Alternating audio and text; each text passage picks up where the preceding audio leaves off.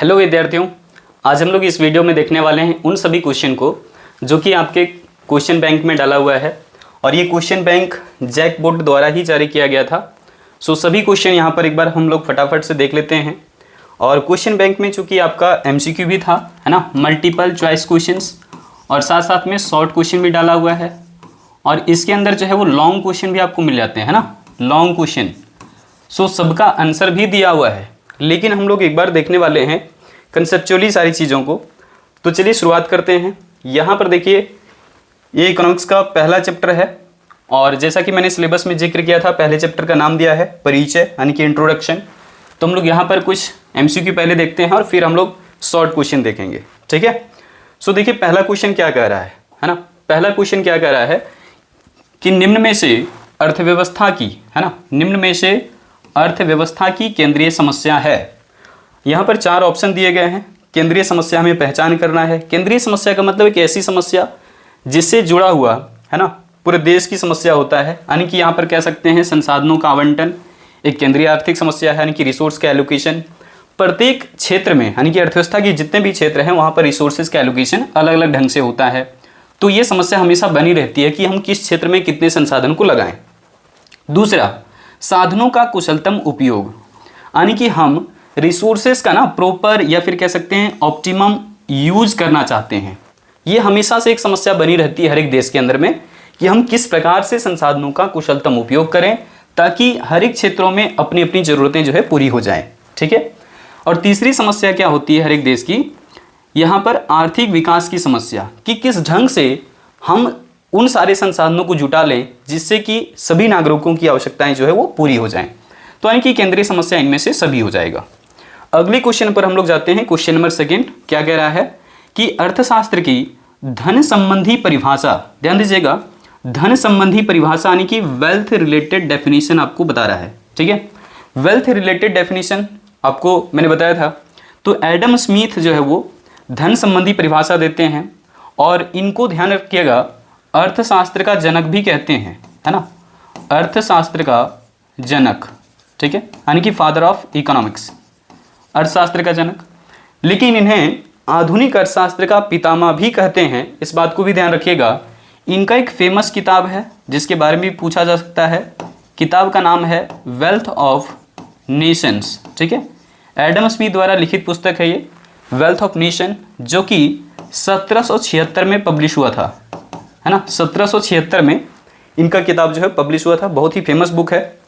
तीसरा क्वेश्चन देखिएगा क्या कह रहा है कि सबसे पहले माइक्रो शब्द, माइक्रो मीन छोटा, है ना, माइक्रो मीन्स छोटा, तो माइक्रो शब्द का प्रयोग किसने किया। सबसे पहले प्रयोग की बात कर रहा है। सबसे पहले जो माइक्रो शब्द है उसका प्रयोग किसने किया था, तो रैगनर फ्रिश ने, है ना। माइक्रो और मैक्रो 2 अलग अलग टर्म है इकोनॉमिक्स में। तो माइक्रो यहाँ पर पूछ रहा है MICRO। ये जो माइक्रो टर्म है ये ग्रीक भाषा से लिया गया है, ठीक है, ग्रीक भाषा से सबसे पहली चीज। और ग्रीक भाषा में कौन सा वर्ड है वो, तो MI, ठीक है, KROS। इसी माइक्रोज का मीनिंग होता है स्मॉल, यानी कि छोटा, ठीक है। चलिए अगले क्वेश्चन पर जाते हैं हम लोग। यहाँ पर क्वेश्चन नंबर 4, है ना, चौथा क्वेश्चन क्या कह रहा है कि निम्न में से, है ना, निम्न में से आर्थिक क्रिया का प्रकार है कौन। बताइए कि यहाँ पर इकोनॉमिक एक्टिविटी लग रहा है, प्रोडक्शन यानी कि उत्पादन, यहाँ पर कंजम्पशन यानी कि उपभोग, एक्सचेंज यानी कि विनिमय। इनमें से सभी हमारा तो जवाब सही होगा। इसके अलावा बचत, निवेश भी यहाँ पर आर्थिक क्रिया ही होता है, ठीक है। पांचवा क्वेश्चन क्या कह रहा है, आर्थिक समस्या को दर्शाने वाले वक्र को कहते हैं। तो आर्थिक समस्या कौन सा वक्र दिखलाता है भाई, आर्थिक समस्या को दिखलाता है उत्पादन संभावना वक्र। सर हम ये कैसे जाने, तो यहाँ पर ध्यान रखिए जो PPC है या प्रोडक्शन पॉसिबिलिटी कर्व है या फिर आप कह लीजिए कि उत्पादन संभावना वक्र है, ये बताता है कि सीमित संसाधनों से कैसे हम ज़्यादा से ज़्यादा जो है प्रोडक्शन ले सकते हैं, उसी चीज़ की पॉसिबिलिटी ये बताता है। और हर एक देश की ये समस्या रहती ही है कि संसाधन कम हैं, संसाधनों की जो उपयोग हैं या फिर उसके जो प्रयोग हैं वो बहुत सारे हैं, है ना। तो यहाँ पर हम कह सकते हैं कि उत्पादन संभावना वक्र आर्थिक समस्या को दर्शाता है। छठा क्वेश्चन क्या कह रहा है कि उत्पादन संभावना वक्र का ढाल गिरता है, यानी कि इसका जो स्लोप होता है वो कैसा होता है। तो देखिए यहाँ पे यहाँ पर हम लोग क्या दिखाते हैं, दो वस्तुओं के उत्पादन को, एक्स का प्रोडक्शन दिखा रहे हैं एक्स एक्सिस पर और वाई का प्रोडक्शन दिखा रहे हैं वाई एक्सिस पर। तो इसका जो ढाल है या फिर कह सकते हैं इसका जो स्लोप है वो गिरता है बाएं से दाएं इस प्रकार से, ठीक है। तो हम लोग कह लेंगे बाएं से दाएं। और ये अभी तो कनकेव दिख रहा है, ये स्ट्रेट लाइन भी हो सकता है, ठीक है, और एक कन्वेक्स भी हो सकता है इस ढंग से भी, लेकिन हमेशा से ये दोनों अक्षों को छूते हुए होता है, X axis Y axis, X axis Y axis. इसके पीछे के क्या रीजन है इस पर भी हम लोग आगे चल करके बात करेंगे ही। अभी हम लोग सारे प्रश्नों को पहले हल कर लेते हैं। चलिए आइए यहाँ पे 7वां क्वेश्चन क्या कह रहा है, क्वेश्चन नंबर 7 क्या कह रहा है, देखिए कि अवसर लागत का वैकल्पिक नाम क्या है ना। अवसर लागत मीन्स अपॉर्चुनिटी कॉस्ट। तो अवसर लागत के कई सारे नाम हैं, जैसे कि हस्तांतरण आय, हस्तांतरण लागत, आर्थिक लागत, और आर्थिक लागत बहुत बार जो है यानी कि ऑप्शन में दे चुका है, ठीक है। सो बहुत हॉट क्वेश्चन है कह सकते हैं ये, है ना, हॉट क्वेश्चन है, बहुत बार पूछा हुआ क्वेश्चन को। और इसके मैंने अलग अलग नाम बताए, जैसे कि हस्तांतरण आय भी कह सकते हैं इसे आप, हस्तांतरण, ठीक है, आय, या फिर हस्तांतरण लागत भी कह सकते हैं, या फिर इसका एक और नाम है वैकल्पिक लागत, ठीक है, वैकल्पिक लागत, ठीक है। तो ये सब भी नाम दिए गए हैं अवसर लागत के। अगला क्वेश्चन देखते हैं, क्वेश्चन नंबर 8वां क्वेश्चन क्या कह रहा है कि यहाँ पर देखिए आर्थिक समस्या का मूल रूप से किस तथ्य से, अच्छा किस तथ्य की समस्या है, यानी कि आर्थिक समस्या मूल रूप से किस तथ्य की समस्या है। तो ये चुनाव से संबंधित है ना, चुनाव यानी कि चॉइस से रिलेटेड ये प्रॉब्लम से है। क्वेश्चन नंबर 9 देखें, निम्न में से कौन उत्पादक के साधन है, यानी कि उत्पादन का साधन कौन कौन सा होता है भाई, जैसे कि भूमि यानी कि लैंड कह सकते हैं इसे आप अंग्रेजी में, लैंड। इसी प्रकार से यहाँ पर कैपिटल यानी कि पूंजी, ठीक है। इसके अलावा और क्या होगा, श्रम, श्रम का मतलब लेबर, ठीक है। तो ये सभी जो है उत्पादन के साधन होते हैं, तो इनमें से सभी हमारा जवाब सही हो जाएगा। क्वेश्चन नंबर 10वां देखिए क्या कह रहा है कि मिश्रित अर्थव्यवस्था में महत्वपूर्ण निर्णय, यहाँ पर ध्यान दीजिएगा, महत्वपूर्ण निर्णय किसके द्वारा लिए जाते हैं। अब चूंकि मिक्स्ड इकोनॉमी सबसे पहले आपको समझना होगा, मिक्स्ड इकोनॉमी का मतलब क्या होता है, जहां प्राइवेट एंड पब्लिक दोनों सेक्टर एक साथ में होते हैं। पूछा भी जाता है मिश्रित अर्थव्यवस्था के बारे में कि ऐसी कौन सी अर्थव्यवस्था है जहां पर निजी और सार्वजनिक दोनों क्षेत्रों का सह अस्तित्व होता है, तो मिश्रित अर्थव्यवस्था ही है। तो मिक्स्ड इकोनॉमी के अंदर में सारे जो महत्वपूर्ण फैसले होते हैं वो सरकार द्वारा ही लिए जाते हैं। जैसे कि मिश्रित अर्थव्यवस्था का एक सही और सटीक उदाहरण हमारा भारत भी है, इसी प्रकार से पाकिस्तान भी जो है वो मिश्रित अर्थव्यवस्था के लिस्ट में ही शामिल किया जाता है, ठीक है ना। अब यहाँ पर 10 प्रश्न दिया हुआ था, 10 का मैंने जो है वो सटीक आपको जवाब बता दिया है, ये सारे जो है वो आंसर यहाँ पर भी आपको किया हुआ मिल जाएगा। चलिए अब हम लोग आते हैं शॉर्ट क्वेश्चन के ऊपर और इनके हम लोग कंसेप्ट को समझेंगे यहाँ पे, ठीक है। सो अति लघु उत्तरीय प्रश्न यानी कि very short answer type question है ये। और यहाँ पर पहला क्वेश्चन क्या कह रहा है कि किन्हीं अर्थव्यवस्था की जो है आपको 2 केंद्रीय समस्याओं को बताना है, ठीक है। पहला क्वेश्चन क्या कह रहा है कि अर्थव्यवस्था की किन्हीं 2 केंद्रीय समस्याओं को लिखें। तो कौन कौन सी समस्याएं हैं भाई, अभी आपने देखा है ना पहले ही क्वेश्चन में एमसीक्यू में। तो किसी अर्थव्यवस्था के अंदर जो 2 केंद्रीय समस्या होती है वो पहला तो ये है कि किन किन हम वस्तुओं का उत्पादन करें। और यहाँ पर उत्पादन करने का मतलब क्या है कि वस्तुओं की कैटेगरी पहले चुनाव करना है कि कौन सी वस्तु का उत्पादन करना है। उसके बाद यह भी डिसाइड करना पड़ता है इकोनॉमी के अंदर में कि उसकी मात्रा कितनी कितनी होगी, यानी कि पहले तो ये कि व्हाट टू प्रोड्यूस यानी कि क्या उत्पादन किया जाए, और दूसरी बात ये कि उसकी मात्रा कितनी होगी। दोनों बातों को यहाँ पर तय करना जरूरी होता है, ठीक है। ये तो पहली समस्या हो गई कि क्या उत्पादन करें और कितनी मात्रा में, जो हम लोग पढ़ते हैं हमेशा। दूसरी बात यहाँ पर जो है मेंशन किया हुआ है इसी पेज में ऊपर में, ठीक है। यहाँ पर देखेंगे थोड़ा सा, ये देखिए यहाँ पर दूसरा समस्या लिखा हुआ है और वो क्या जिक्र किया हुआ है कि उत्पादन कैसे करें। और ये क्वेश्चन जो है अकेले आपको 3 नंबर का भी बना करके पूछ सकता है ना। उत्पादन कैसे करें ये ध्यान रखिएगा, यहाँ से क्वेश्चन पूछा भी जा चुका है पिछली बार। तो ये तकनीक के चयन से संबंधित है, ठीक है, तकनीक के चयन से संबंधित है, चयन से संबंधित, ठीक है। यहाँ पर इस बात को ध्यान में रख सकते हैं, यहाँ से क्वेश्चन पूछा जा चुका है। तकनीक से संबंधित समस्या है कि उत्पादन कैसे किया जाए।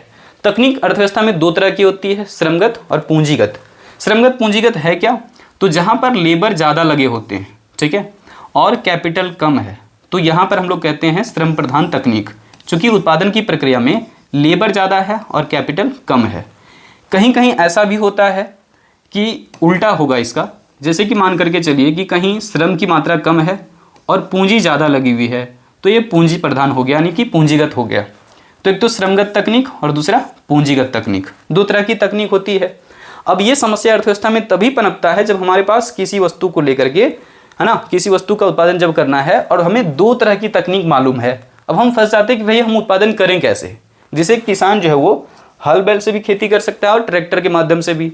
तो बेचारा अगर इस सोच में है वो कि हम किसके जो है वो यूज, यानी कि किसे हम यूज करके जो है उत्पादन करें, तो इसका मतलब वो तकनीक के चुनाव में फंसा हुआ है। और ऐसी समस्याएं ही जो है वो अर्थव्यवस्था में होती हैं। तो इसे हम लोग कहेंगे कि उत्पादन कैसे किया जाए, ये एक केंद्रीय समस्या है।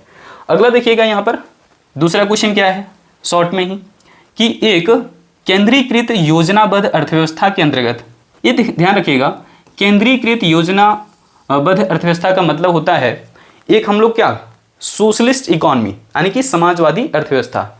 अब कह रहा है कि समाजवादी अर्थव्यवस्था के अंतर्गत योजना का निर्माण कौन करता है। अब समाजवादी अर्थव्यवस्था का मतलब ये होता है कि एक ऐसी अर्थव्यवस्था जहां सरकार जो है वो संसाधनों के ऊपर नियंत्रण रखी हुई है। तो यहाँ पर सरकार ही, है ना, क्या करेगी, तो केंद्रीय समस्याएं जो है निपटान करने के लिए वो अलग अलग तरीके से योजनाएं बनाएगी।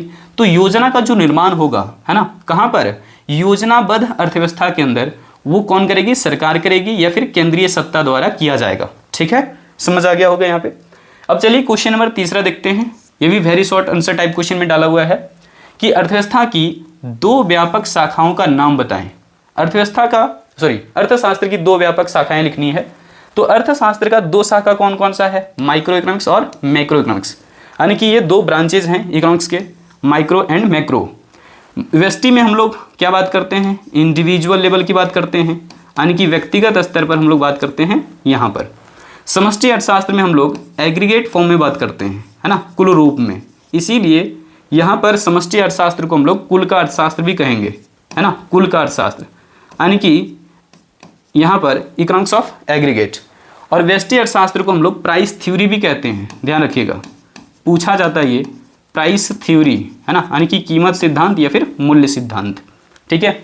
और यहाँ पर जो समष्टि अर्थशास्त्र है इसे भी एक और नाम से जानते हैं हम लोग, यहाँ इसको कहते हैं एम्प्लॉयमेंट एंड इनकम।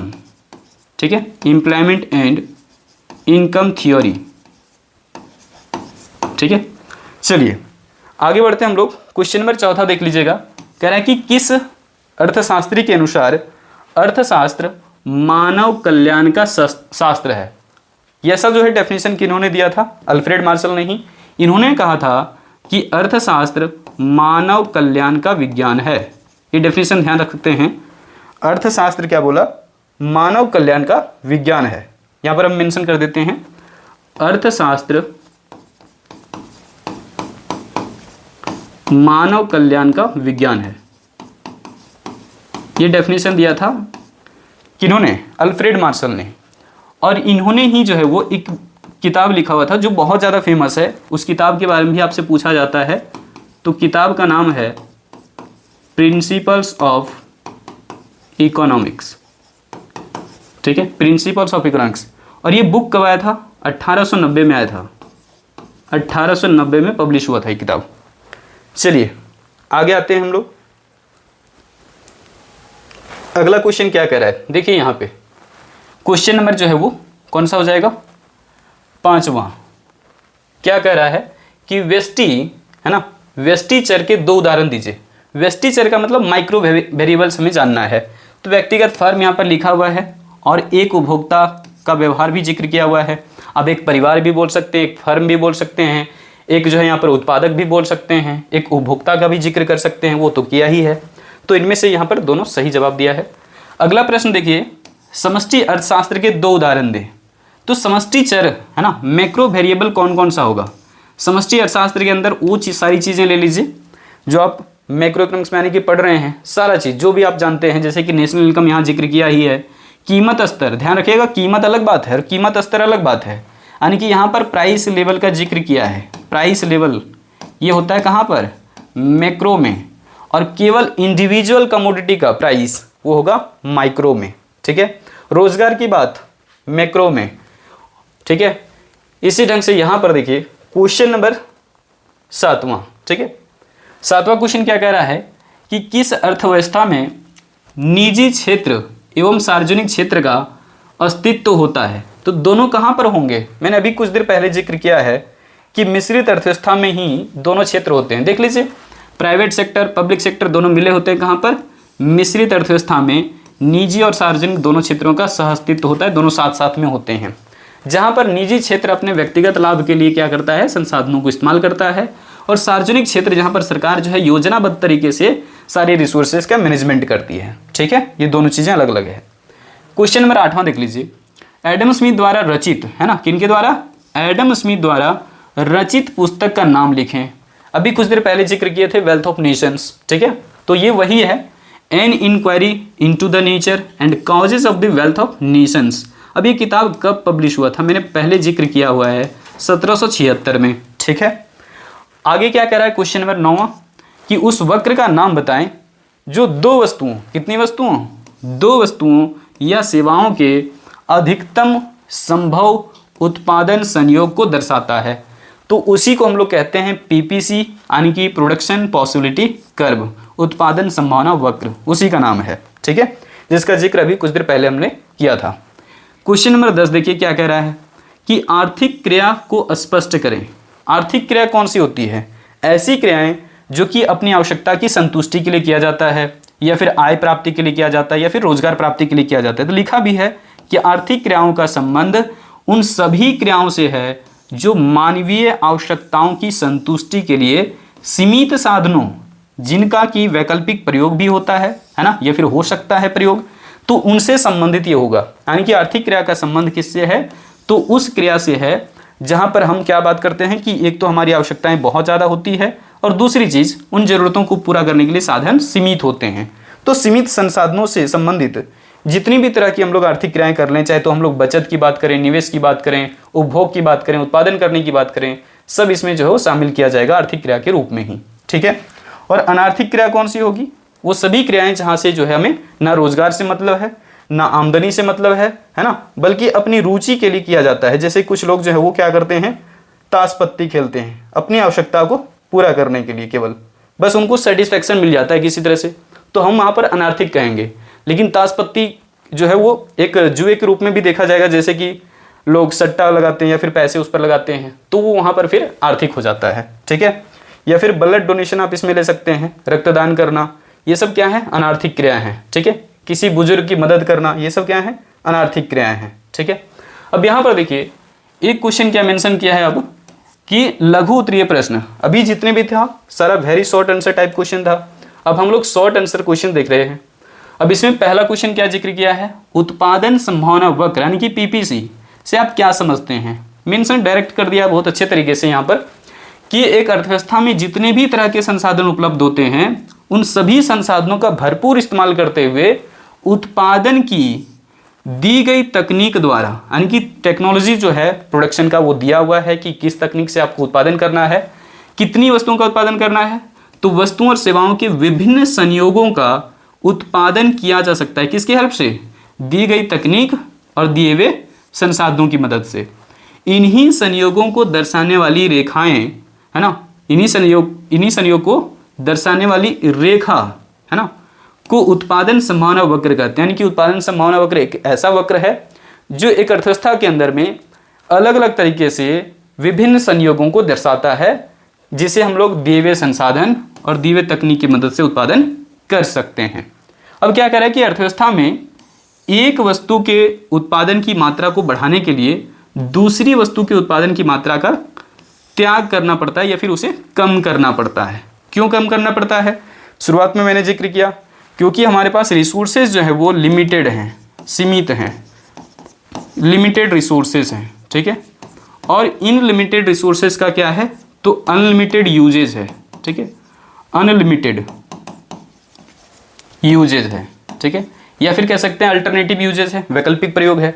और यही कारण है कि उत्पादन संभावना वक्र जो होता क्या है, तो बाईं से दाईं की ओर झुका हुआ होता है। इसका जिक्र यहाँ पर कर दिया है, देखिए, है ना। अब इसे जो है वो टॉप टू बॉटम भी बोल सकते हैं, ऊपर से नीचे की ओर खिसका होता है जैसे दिखाया गया है यहाँ पे, है ना। तो ये हुआ कैसे है, तो जैसे जैसे हम x की उत्पादन को बढ़ाएंगे y के उत्पादन को कम करना पड़ता है।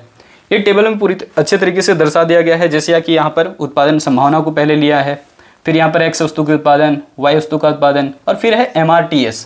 MRTS का पूरा फुल फॉर्म देख लीजिए यहाँ पे क्या होता है। MRTS मतलब क्या होता है, MRTS का मतलब है marginal rate of technical substitutions.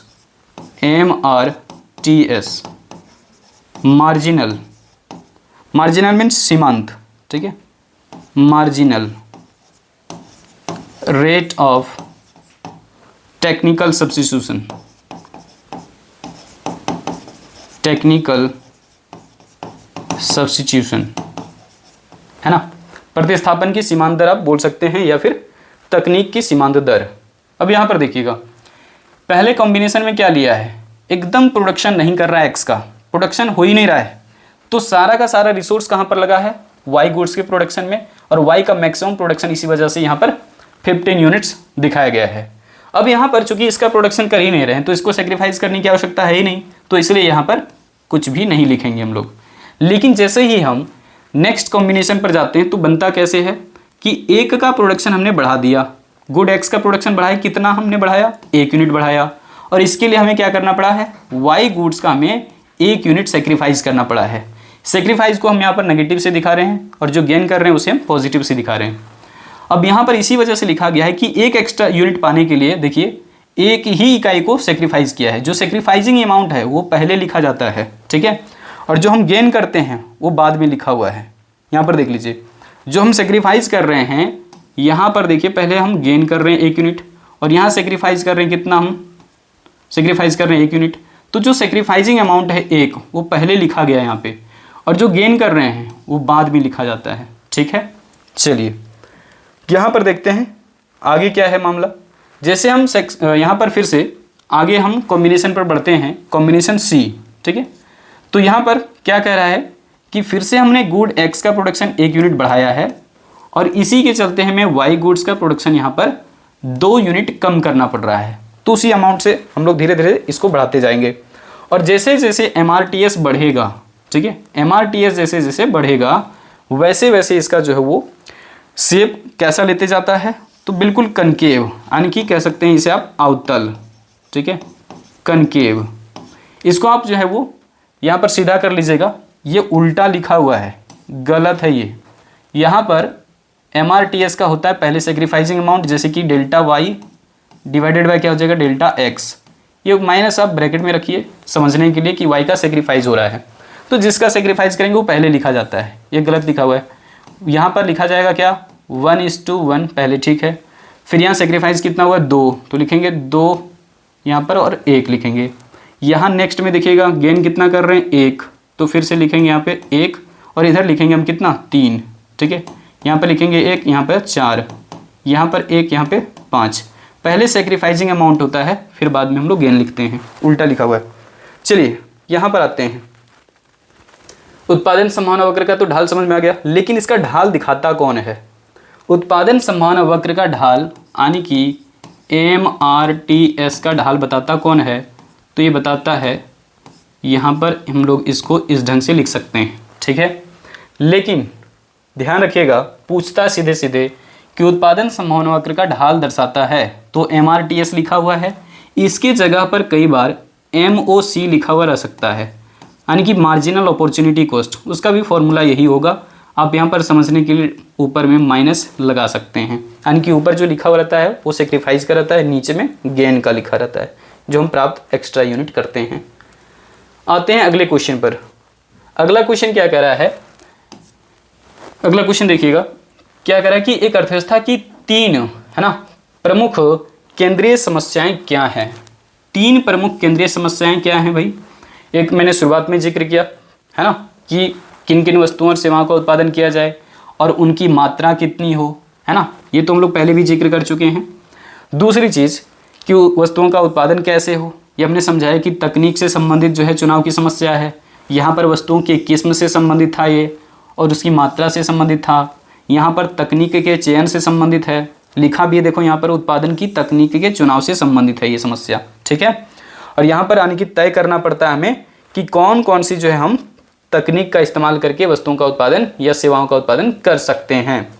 और अगर हमें जो है उत्पादन के लिए कोई एक निश्चित तकनीक दी हुई है तो उसी तकनीक से हम ज़्यादा से ज़्यादा प्रोडक्शन लेने की कोशिश करेंगे। यहाँ पर उसी चीज़ को मेंशन कर दिया है। यहाँ पर एक बात ध्यान रखना होगा कि आपको कॉस्ट कम से कम आना चाहिए, लागत कम होगा। दूसरा चीज़ कि आउटपुट या प्रोडक्शन आपका ज़्यादा होगा। और तीसरी बात को ध्यान रखना है ये कि आपकी रिसोर्सेज जो है कम यूज होना चाहिए, यानी कि रिसोर्सेज की क्षति है ना, डिग्रेडेशन आप बोल सकते हैं इसे आप, ठीक है, वो कम होना चाहिए, रिसोर्सेज की क्षति कम होनी चाहिए। चलिए आगे बढ़ते हैं। यहाँ पर अगला क्वेश्चन क्या करा है, उत्पादन, देखिए उत्पादन किसके लिए किया जाए, यानी कि ये तीसरी समस्या है अर्थव्यवस्था की कि जो भी हम उत्पादन करना चाहते हैं वो किसके लिए करना चाहते हैं। क्योंकि देश के अंदर में तो अलग अलग तरीके के लोग होते हैं, कुछ लोग अमीर हैं, कुछ लोग गरीब हैं, मध्यम वर्ग के हैं। तो ये तय करना होगा आपको कि वस्तु की कीमत कितनी रहने वाली है, उसके हिसाब से लोगों के बीच में वस्तु और सेवाओं का वितरण होगा। यानी कि ये जो उत्पादन किसके लिए किया जाए कह रहा है या फिर किसके लिए करें, ये संबंधित किससे है, तो डिस्ट्रीब्यूशन ऑफ इनकम से संबंधित है ना, आय के वितरण से, डिस्ट्रीब्यूशन ऑफ इनकम, ठीक है, डिस्ट्रीब्यूशन ऑफ इनकम से रिलेटेड है ये।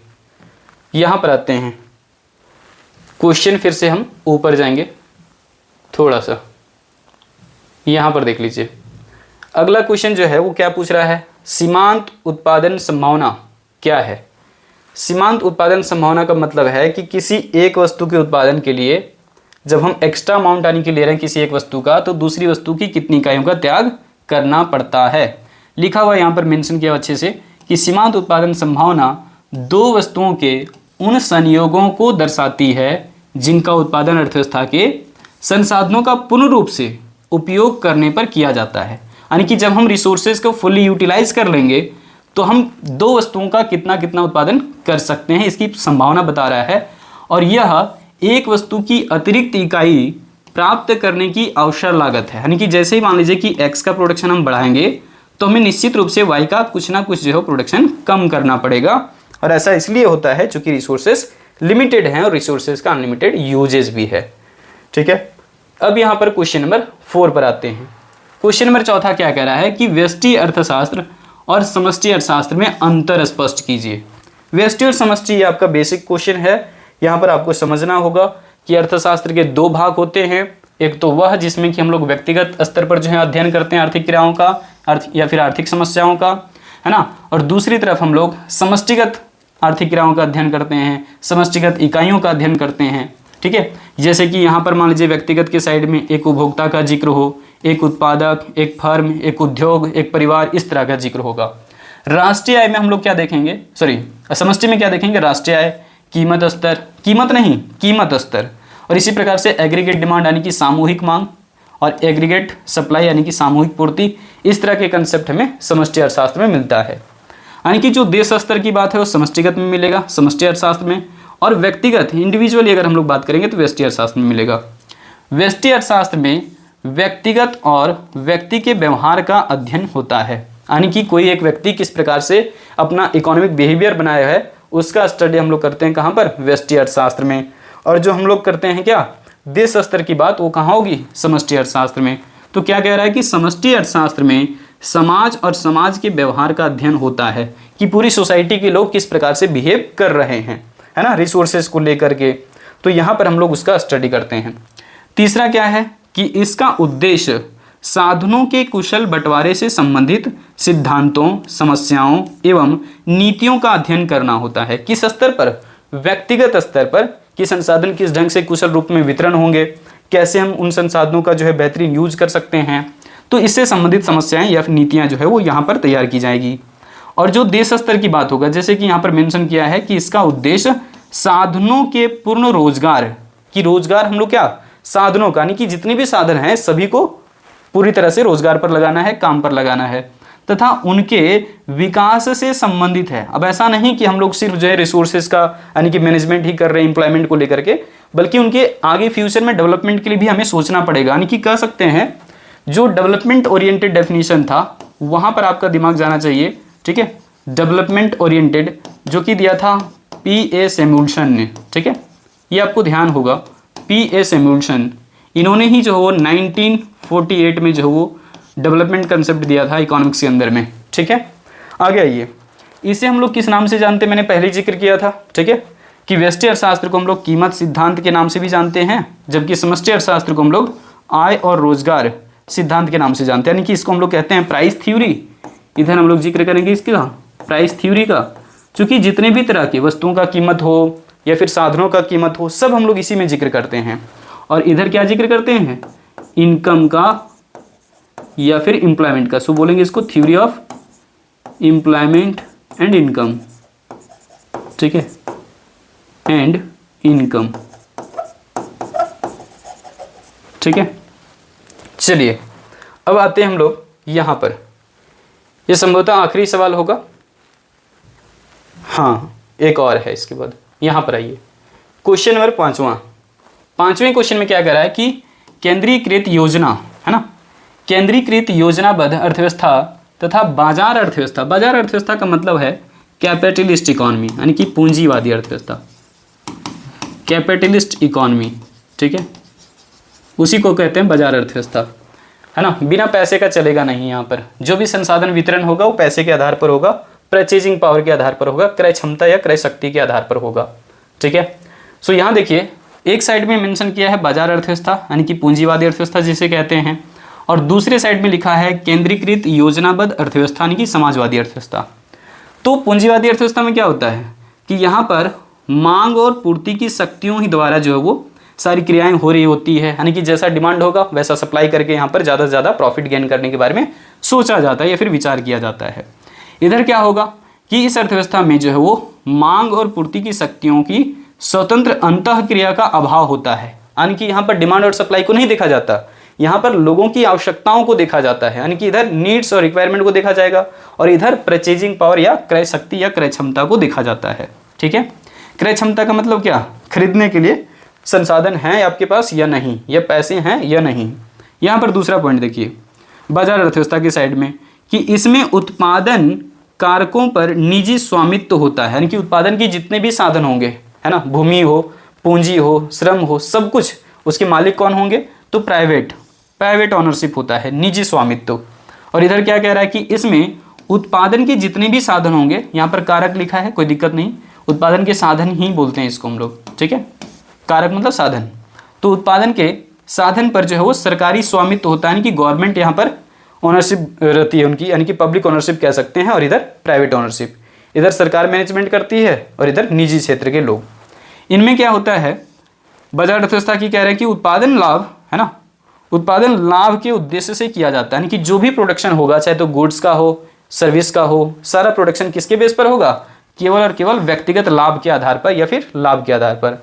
और इसमें लाभ को ध्यान में नहीं रखा जाता, बल्कि सामाजिक कल्याण या सामाजिक जो है वो यहाँ पर पूर्ति को ध्यान में रखा जाता है कि लोगों की आवश्यकताएं ज़्यादा से ज़्यादा पूरी हो रही है या नहीं। आखिरी पे आते हैं थोड़ा सा, यहाँ पर आगे क्या जिक्र किया है कि बाजार अर्थव्यवस्था में सरकार उत्पादकों और परिवारों, परिवार मतलब उपभोक्ता, ठीक है, सीधा तौर पर परिवार का मतलब यहाँ पर है उपभोक्ताओं, ठीक है, परिवारों का मतलब उपभोक्ताओं। तो सरकार उत्पादकों और परिवारों के आर्थिक क्रियाविधि में कोई हस्तक्षेप नहीं करती है। क्यों?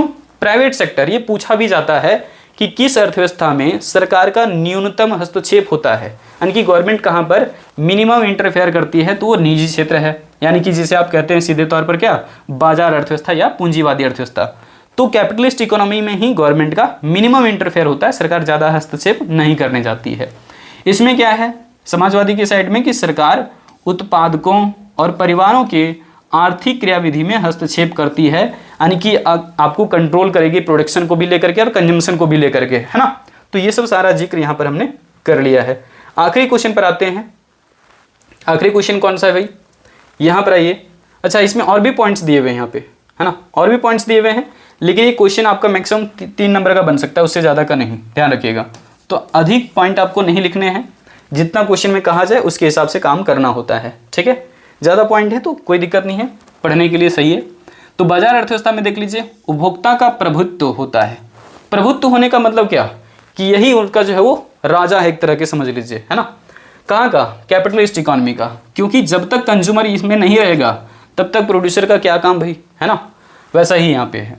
इसमें क्या है, उपभोक्ता की प्रभुता जो है वो बाधित होती है, यानी कि ज़्यादा कंज्यूमर यहाँ पर हावी नहीं हो सकते, है ना। किसके ऊपर? प्रोड्यूसर के ऊपर। और यहाँ पर क्या है कि कंज्यूमर यहाँ पर हाई हो सकते हैं। जैसे कि आप प्राइवेट कंपनियों से कुछ चीज़ें परचेज करते हैं तो उसको ऊपर पता नहीं क्या क्या आप कह देते हैं, लेकिन सरकार की ऐसी कोई जो है वो चीज़ें होती है तो उस पर आपका शब्द नहीं निकलता है। उसके पीछे हालांकि अलग अलग तर्क हो सकते हैं सभी के, लेकिन जब भी हम लोग कहीं प्राइवेट में कोई चीज़ें परचेज करते हैं और वो ख़राब निकल जाती है तो पता नहीं क्या क्या भला और बुरा कहने लगते हैं। यहाँ पर देखिए, अवसर लागत से आप क्या समझते हैं भाई? आखिरी क्वेश्चन है, इसके बाद एक लॉन्ग क्वेश्चन शायद बचा हुआ है यहाँ पे, आर्थिक समस्या, ये तुरंत हो जाएगा। देखो यहाँ पर अवसर लागत से आप क्या समझते हैं? अवसर लागत का मतलब क्या है? जब भी मान लीजिए कि कहीं आपको पहली बार जॉब मिला है, ठीक है, इसको अलग अलग तरीके से समझा जा सकता है। अब पहली बार जॉब मिला है तो मान करके चलिए कि वहाँ पर 50,000 रुपये आपको पर मंथ दिए जाते हैं, ठीक है। और दूसरे आपको कोई ऑफर ऐसा मिले, है ना, सेकेंड कोई अपॉर्चुनिटी ऐसा मिल रहा है कि वहाँ पर 70,000 रुपये आपको पर मंथ दिए जा रहे हैं। कहाँ जाना चाहेंगे आप? ठीक है, आप कहेंगे सर पैसा तो ज़्यादा यहाँ मिल रहा है, यहाँ पर पहुँच जाएंगे हम, इसको हम छोड़ देंगे, है ना। तो एक को पाने के लिए हमने पहले को छोड़ दिया, यही तो होता है ना। तुमसे बेहतर मिल गई, तुमसे बेहतर मिल गया, तो धारणाएं यहाँ पर हैं। इस तरह से ही होता है। अब रियल लाइफ में देखें इसका तो क्या यूज है भाई?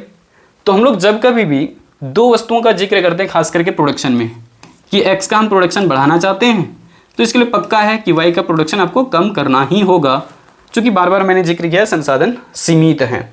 और इसी वजह से भी जो है वो यहाँ पर एक का प्रोडक्शन आप ज़्यादा लेंगे तो दूसरे का प्रोडक्शन कम करना ही होगा, क्योंकि रिसोर्सेज हमारे लिमिटेड हैं और रिसोर्सेज का अल्टरनेटिव यूजेस भी हैं। सो अवसर लागत क्या है?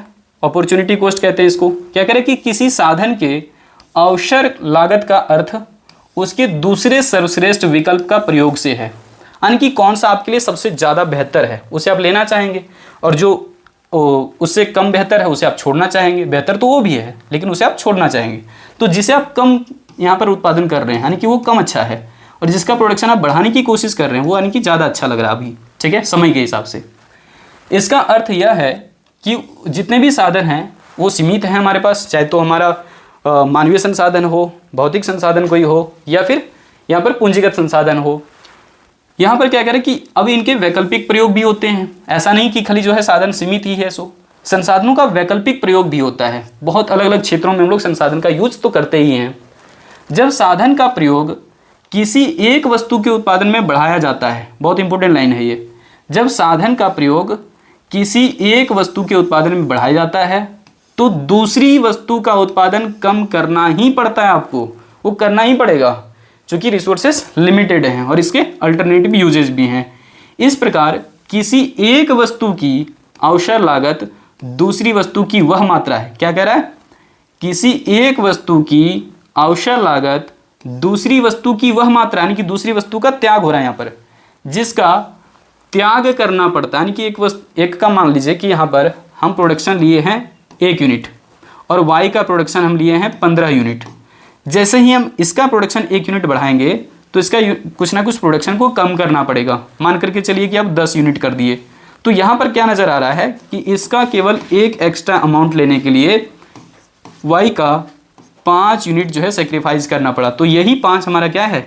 अवसर लागत हो जाएगा। समझ आ गया होगा।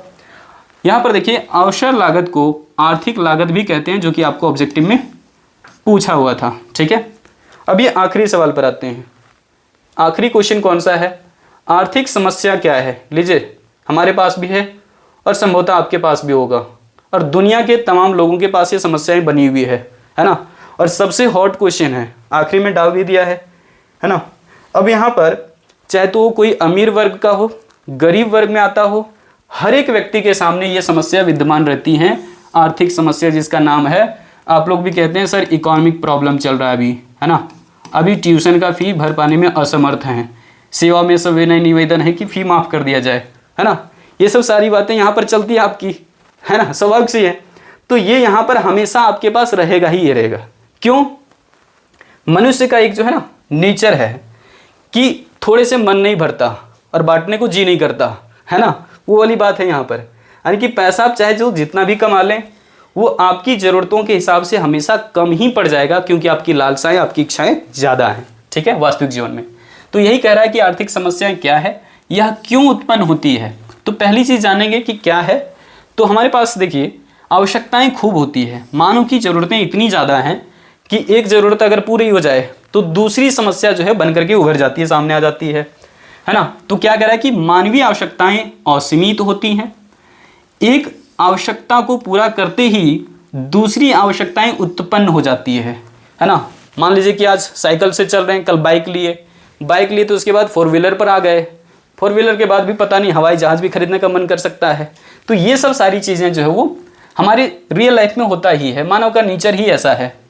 अब क्या कह रहा है कि एक समय में मनुष्य की सभी आवश्यकताओं को संतुष्ट नहीं किया जा सकता है। आप चाहते हैं कि हमें ये भी चाहिए, वो भी चाहिए, वो भी चाहिए, तो ऐसा नहीं होगा, क्योंकि ये लिमिटेड हैं और उन्हीं में से आपको ज़्यादा से ज़्यादा कोशिश करना है कि ज़रूरतें पूरी कर ली जाएं। जैसे मान करके चलिए कि आपके पास है ना 5,000 रुपये हैं तो भी आपका ये कम पड़ जाएगा। जैसे कि अलग अलग लिस्ट बना सकते हैं आप कि हमें सर ये चीज़ें ज़रूरी हैं। जब तक आपकी आवश्यकताएं कम नहीं हो जाती या फिर जब तक आपके पास संसाधन बहुत ज़्यादा नहीं हो जाते तब तक ये समस्या बनी रहेगी। और ये हमेशा सभी के पास होता है, चाहे तो वो किसी भी परिवार से आता हो, अमीर, गरीब या मध्यम वर्ग से, ठीक है। सो यहाँ पर समझ में आ गया होगा। नेक्स्ट देखिए, पहली समस्या तो आपको पकड़ में आ गया कि आर्थिक समस्या होती क्या है। दूसरी चीज़ कि यहाँ पर साथ साथ में ये भी समझ आ गया कि उत्पन्न क्यों होता है। तो उत्पन्न होने का मेन कारण क्या है कि हमारी ज़रूरतें क्या हैं, असीमित हैं। दूसरा क्या है यहाँ पर समस्या, ध्यान रखिएगा, दूसरा जो है उत्पन्न होने का कारण क्या है, आवश्यकताओं की पूर्ति जो है वो अलग अलग तरीके से हम कर सकते हैं। जैसे मान लीजिए कुछ आवश्यकताएं अभी ज़रूरत है, आज ही पूरा करना है। कुछ ज़रूरतें ऐसी भी होती है जो हमें अभी नहीं चाहिए बट हाँ 2 महीने बाद, 2 साल बाद चाहिए, इस तरह की, या फिर आज नहीं चाहिए कल चाहिए। तो सबकी जो है तीव्रता अलग अलग होती है, यानी कि तीव्रता में अंतर होता है, ठीक है। कुछ हमें आज चाहिए, कुछ कल और कुछ आगे आने वाले समय में। तो इस प्रकार से हमारी जो आवश्यकताएं हैं वो एक समान जो है तीव्रता उनकी नहीं होती है, सबकी तीव्रता अलग अलग होगी। तो कह रहा है कि मानव की सभी आवश्यकताओं की तीव्रता एक समान नहीं होती है, अर्थात कुछ अधिक महत्वपूर्ण और कुछ जो है कम महत्वपूर्ण भी होता है ना। अभी जैसे देख लीजिए एग्जामिनेशन की तैयारी में आपको क्या क्या चीज़ें चाहिए, सर मॉडल क्वेश्चन पेपर चाहिए, है ना, सर क्वेश्चन बैंक चाहिए, फलाना गैस पेपर चाहिए। तो ये सब चीज़ें जो है वो आप लोग चाहते हैं, तो इनकी तीव्रता ज़्यादा है ना। लेकिन अभी कहा जाए कि जाओगे फलाना सिनेमा लगा हुआ है, तो नहीं सर अभी ज़रूरत नहीं है। यानी कि किसी किसी चीज़ की आवश्यकताएं कम होती है, किसी का ज़्यादा। लेकिन हाँ डिपेंड ये करता है कि व्यक्ति का मन क्या कर रहा है, हमारे हिसाब से नहीं तय होगा, या फिर ये सिचुएशन के हिसाब से नहीं कि एग्जाम नज़दीक हो गया तो वो ज़्यादा इंपॉर्टेंट है। यहाँ डिपेंड करेगा कि कंज्यूमर की मेंटेलिटी क्या है, कंज्यूमर अभी पाना क्या चाह रहा है। अब हो सकता है कि एग्जामिनेशन को तैयारी करते हुए किसी किसी स्टूडेंट को ऐसा भी लग सकता है कि नहीं सर दिन भर तो पढ़ते हैं, अब हमने बहुत अच्छे से फिनिश भी कर लिया, मन कर रहा है कि मूड फ्रेश कर लें, जाकर के किसी अच्छी मूवी को जाकर के देखाएं। तो वैसी स्थिति में आपके लिए मूवी ज़्यादा जो है वो यहाँ पर महत्वपूर्ण हो जाएगा, ठीक है। आगे आ जाइए, नेक्स्ट क्या कह रहा है कि साधन सीमित होते हैं। साधन सीमित होने का मतलब मैंने बार बार जिक्र किया है, साधन सीमित है इसका मतलब मानवीय संसाधन, भौतिक संसाधन या पूंजीगत संसाधन जो भी कहें, सारे संसाधन हमारे पास लिमिटेड अमाउंट में होते हैं और इसको बहुत ज़्यादा बढ़ाया भी नहीं जा सकता है, ठीक है। क्योंकि वास्तविक जो हमारे संसाधन हैं वो कौन से हैं, नेचुरल रिसोर्स होते हैं, प्राकृतिक संसाधन है ना। चलिए लास्ट देखिए, यहाँ पर 2 पॉइंट बचे हुए हैं कि सीमित साधनों के वैकल्पिक प्रयोग, यानी कि हमारे पास जितने भी रिसोर्सेस हैं उसका अल्टरनेटिव यूजेज है। अल्टरनेटिव यूजेज मतलब हिंदी में कह रहे हैं वैकल्पिक प्रयोग। जैसे पानी का प्रयोग है ना, नहाने के लिए भी, खाना बनाने के लिए भी, कपड़े धोने के लिए भी, और पता नहीं बाइक वगैरह भी धो लेते हैं हम लोग, है ना, या फिर घर का फर्श वगैरह भी धो लेते हैं। तो इस तरीके से पानी का अल्टरनेटिव यूजेज है, वैकल्पिक प्रयोग है। आपको सोचना पड़ता है ना कि कहाँ लगाएं कहाँ ना लगाएं। इस तरह की समस्या तब जाकर के ज़्यादा आपको खलती है जब गर्मी के दिन होते हैं और खास करके किसी विशेष क्षेत्र में पानी बहुत कम हो जाए। हालांकि ये केवल पानी की बात नहीं है, जितने भी संसाधन होते हैं सबके अल्टरनेटिव यूजेज हैं। मान करके चलिए कि आपके पैकेट में अभी 50 रुपया है ना, इससे आप समोसे भी खा सकते हैं, रसगुल्ले भी खा सकते हैं और चाहे तो फिल्म भी जाकर के 50 रुपये में अगर संभव है तो जाकर के देख करके आ सकते हैं। तो आएंगे इस पैसे का अल्टरनेटिव यूजेज है। यहाँ पर वही चीज़ मेंशन किया कि साधन सीमित होते हैं और इनके वैकल्पिक प्रयोग हो सकते हैं। जैसे कि यदि किसी के पास 500 रुपया है, देखो हमने 50 रुपया लिया है, यहाँ 500 रुपया लिया है ना, तो वह इससे एक शर्ट या 2 जोड़ी जूता या एक किताब खरीद सकता है। अब आप लोग सोचिएगा कि आपको क्या खरीदना है, आपकी लिस्ट भी अलग अलग हो सकते हैं। तो इस तरह के वैकल्पिक प्रयोग होते हैं, क्योंकि है बेचारे के पास कितना 500 रुपये और वो एक शर्ट भी खरीदना चाहता है, 2 जोड़ी, यहाँ पर 2 जोड़ी नहीं 1 जोड़ी जूता भी खरीदना है उसको, या फिर एक किताब भी खरीदना है। अब ऐसी स्थिति में हो सकता है कि सारी आवश्यकताएं भी वो पूरी कर ले। यहाँ पर ये देखना होगी कि कितनी रुपए की यहाँ पर जरूरतें बन रही है। मान लीजिए कि शर्ट का ही दाम केवल 500 रुपये हो गया, तो बेचारा फंस गया ना, गया, बाकी चीज़ें कहाँ से पूरी करेगा। या फिर यह 200 रुपये का हो गया अगर शर्ट, तो जूते हो सकते हैं मान लीजिए कि 300 रुपये का, किताब भी कम से कम 100 रुपये का। तो ऐसी स्थिति में भी वो कहाँ से पूरा कर पाएगा, क्योंकि 600 रुपये इधर हो जा रहा है और है व्यक्ति के पास कितना 500 रुपये ही। तो समस्याएं तो बनी की बनी रहेगी। तो वैकल्पिक प्रयोग की वजह से भी यहाँ पर समस्याएं बनी रहती हैं। एक और चीज़ लास्ट क्या कह रहा है कि चुनाव की समस्या, मूल तो यही है कि जो आर्थिक समस्या है उसका मेन कारण है चुनाव की समस्या। कई बार हम लोग सही ढंग से जो है ना संसाधनों का मैनेजमेंट नहीं कर पाते, उसके पीछे का मेन रीजन यही है ना।